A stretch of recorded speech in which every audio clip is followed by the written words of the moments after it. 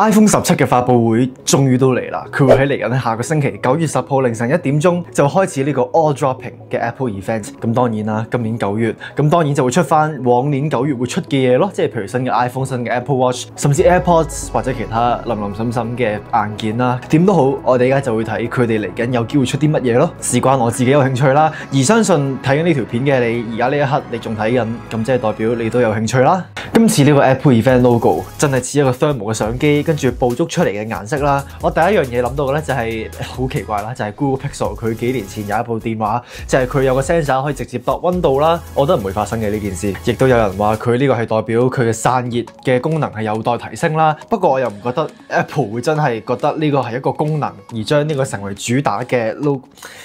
係咯，至於呢個 logo 佢其實象徵緊啲乜嘢咧？有人話佢呢啲唔同嘅顏色咧，即係譬如橙色咧，佢係象徵緊呢個 iPhone 17 Pro 嘅橙色嘅呢個 option 嘅。咁當然每一年大家呢個時候最期待嘅當然就係全新嘅 iPhone， 而今年就係出 iPhone 17嘅時候啦。我都已經拍咗好多條片去講關於呢啲傳聞啦，咁即係假設大家唔知嘅話可以睇翻。咁不過總括而言，會有一個更加薄嘅版本啦，就係 iPhone 17 Air 啦 ，Apple 獨家設計嘅 Modem 晶片，冇 iPhone 17 Plus Pro Model 會用翻呢個鋁金屬啦 ，ProMotion 120Hz 喺所有嘅機型，真係等咗好耐啦，大家都 upgrade 咗個相機。我覺得其實最大嘅更新或者對大家嚟講就係佢嘅設計啦，即係無論喺 Air 啊，無論喺 Pro 嘅 model 設計方面 ，iPhone 17最基本嗰隻應該都係同 iPhone 16係不相伯仲㗎啦。你睇呢個都係呢個樣啦，會有啲新嘅顏色啦，即係譬如黑色啊、白色啊、呢個灰色啊、淺藍色、綠色、紫色，真係都幾無聊咯。其實齋睇嘅話，我希望隻綠色唔會係呢個熒光色啦，因為有少少似鴨屎嘅顏色。iPhone 17 Air 會係最薄嘅機型啦，咁多年嚟令到大家都不斷即係講緊一樣嘢啦。會有冇人會真係因為一部 iPhone 佢好薄，所以就將呢個變成一個吸引佢嘅地方而去買呢部機呢？因為佢部機薄咗咁多，而我睇過一啲其他可能 iPhone 電池上容量嘅一啲嘅傳聞啦，係真係爭好遠咯。會唔會真係有人會因為咁樣而想買呢？我相信點都有啦，咁但係多唔多呢？iPhone 17 Air 會係145 gram， 咁就會同 iPhone SE2、iPhone 13 mini 係差唔多呢個嘅重量啦。佢嘅顏色就係黑色啊、白色啊、金色啊、藍色啊，少少似 MacBook Air 佢成個系列嘅顏色啦。而呢個亦都係流傳緊嘅電話殼啦。呢個係你會見到又係成個好大嘅框留咗俾個相機。佢都話 Apple 曾經考慮過整一個 bumper case 啦，即係一個類似即係我可以俾大家睇一睇咩嚟嘅，即係類似呢啲咁樣啦，就係基本上有個嘢去包住部 iPhone 嘅外圍，但係前後基本上冇嘢冚住嘅。雖然呢個唔係電話殼咁，但係有啲去保護你部電話嘅作用啦。咁就令到佢唔會自打嘴巴，令到部機唔再薄咯。另外都話 Apple 有機會整一個電話嘅手帶啦，即係一個電話繩咁樣啦，就有呢個 Unique Magnetic Attachment System。就係呢個好別樹一格嘅磁石嘅連接系統，個名聽落去好勁咁。我比較有興趣想知，假設呢件事真係發生嘅話，即係佢真係出呢個嘢嘅話，會賣幾多錢呢條繩？即係如果 Apple 真係出呢條電話繩而賣可能4、5、6、7、8蚊嘅話，我唔會覺得好意外咯。而我覺得要將一條普通到阿媽都唔認得嘅電話繩賣到好高價，真係呢件事就真係靠 Apple 先做得到嘅啫。另外就係 iPhone 17 Pro 同埋 Pro Max 啦，呢個係佢哋呢排流傳咗嘅一個電話殼啦，就係好似頭先見過嗰啲咁樣。你會見到成部機有1/3都係佔咗相機啦，以前1/6，而家1/3。咁至於個相機係咪真係好似呢張相咁樣？只不過係成個嘢擴大打橫，LiDAR sensor 閃光燈褪到去最右邊，跟住個 Apple logo 都話有機會褪到再落少少啦。個 Apple logo 擺到咁低，跟住個 MagSafe 圈，硬係覺得有少少唔係好協調，所以我唔覺得呢個 Apple 會做嘅。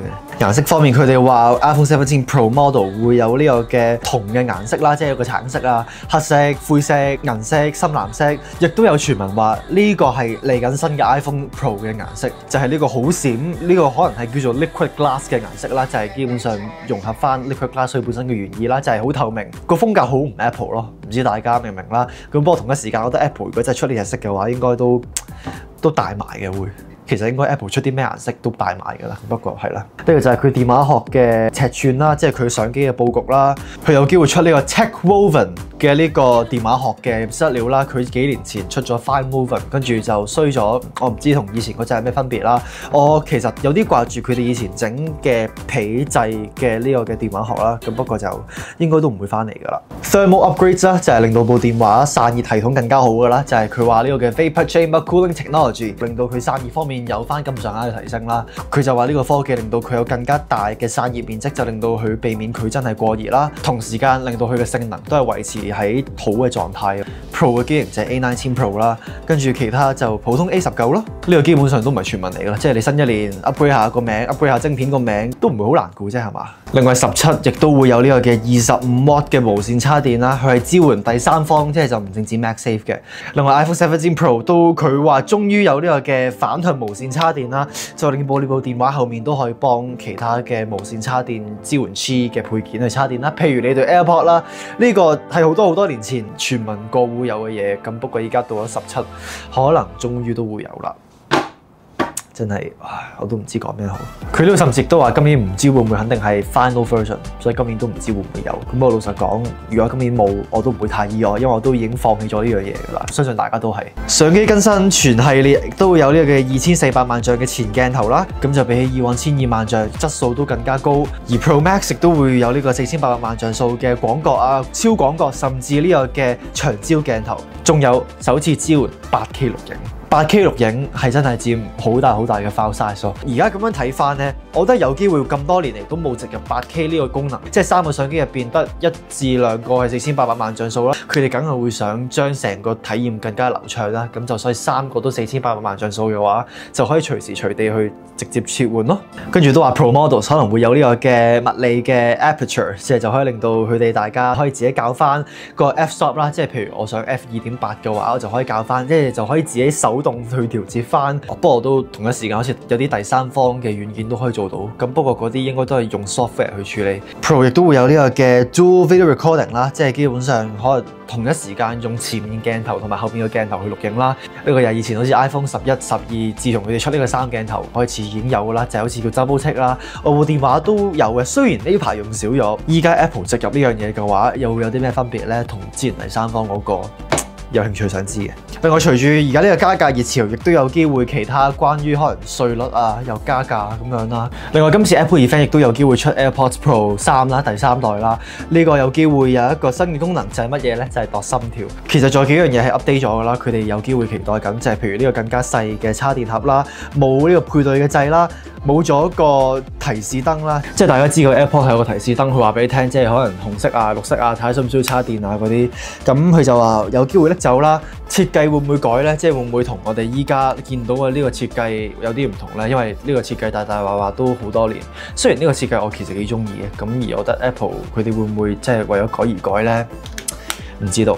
之後就係 Apple Watch Series 11已經出到第11代啦。理論上今年亦都唔會係一個大更新啦，因為舊年已經係大更新啦。雖然舊年個大更新都唔係真係咁大嘅啫。咁 update 咗嘅 Modem 嘅晶片啦，晶片 update 咗啦，健康功能 Apple 佢哋話有機會有呢個嘅量度血壓嘅功能啦，而有機會喺今年2025年會正式準備好推出嘅。Apple Watch 出咗10零年咁樣，都已經冇乜真係大更新咯。大家我覺得最嫌唔夠嘅嘢就係電量之外，其他嘢都冇邊樣嘢係真係大家覺得哇 Apple Watch 爭減好多嘢喎，咁樣其實都冇乜㗎啦。我覺得我始終覺得即係譬如可能你加到24、25、26個鐘都唔使死人啩。